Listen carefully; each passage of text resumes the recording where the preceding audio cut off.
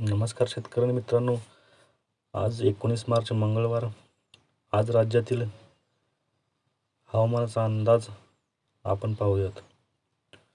तत्पूर्वी चॅनलला जर नवीन असाल तर लाईक, सबस्क्राईब आणि शेअर करायला विसरू नका.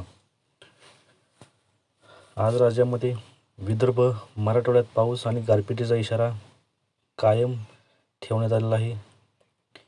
विदर्भ, मराठवाड्यात तुरळक ठिकाणी वादळी आणि गारपिटीने तडाखा सुरूच आहे. उन्हाचा पारा वाढल्याने उकाडा त्रासदायक आहे. आज विदर्भ, मराठवाड्यात वादळी वाऱ्यासह गारपिटीचा इशारा कायम असल्याचे हवामान विभागाने म्हटले आहे. उर्वरित राज्यात ढगाळ हवामानासह उन्हाचा चटका कायम राहण्याची शक्यता हवामान विभागाने वर्तवली आहे. विदर्भ आणि परिसरावर समुद्र सपाटीपासून 1.5 किलोमीटर उंचीवर चक्राकार वारे वाहत आहेत.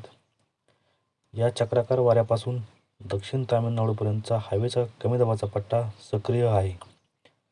यामुळे विदर्भ, मराठवाड्यात ढगाळ हवामान आणि वादळी पाऊस, गारपिटीने हजेरी लावली आहे.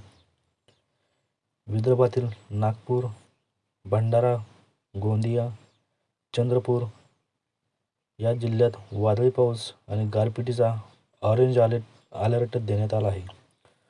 उर्वरित विदर्भासह मराठवाड्यात तुरळक ठिकाणी वादळी पावसाचा येलो अलर्ट जारी करण्यात आला आहे. बुलढाणा, अकोला, अमरावती, वाशिम, यवतमाळ, वर्धा, गडचिरोली, नांदेड आणि लातूर या जिल्ह्यांसाठी पावसाचा येलो अलर्ट हवामान विभागाने जारी केला आहे. तरी संपूर्ण विदर्भामध्ये आणि मराठवाड्यामध्ये गारपीट आणि